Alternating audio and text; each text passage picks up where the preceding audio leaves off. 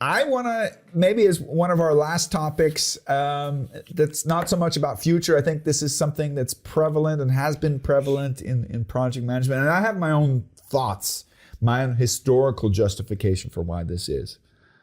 And I've been playing with this conversation, with this hot topic with a number of different people from different industries. But I'd like to get your take on it.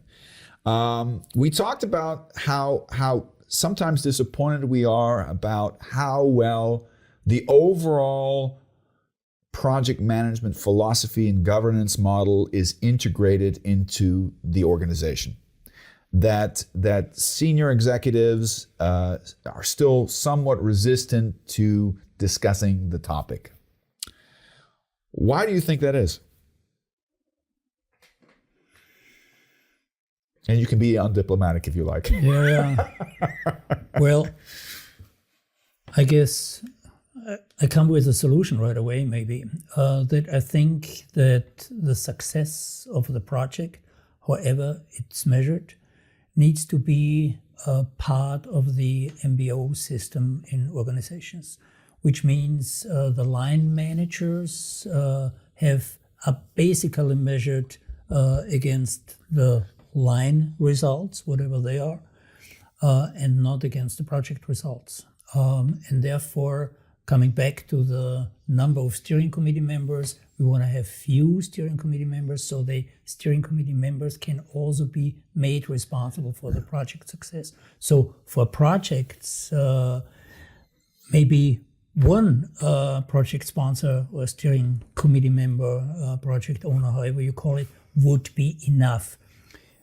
Which means they would have the understanding that for this project I'm responsible and I'm measured against, and I accept that I empower one of my colleagues for another project to take on the responsibility there. But we need to make the managers responsible, not the project managers only, but the line managers and the board members responsible for projects and programs of the organization, because they are of strategic value. They contribute to the sustainability of the organization. So, hey, why wouldn't they take care of this projects and programs? So I guess this is the solution, and therefore, where's the problem? They are not made responsible. There is no direct relationship to the projects. Maybe I'll add to that. I think if you look at the RACI model, right?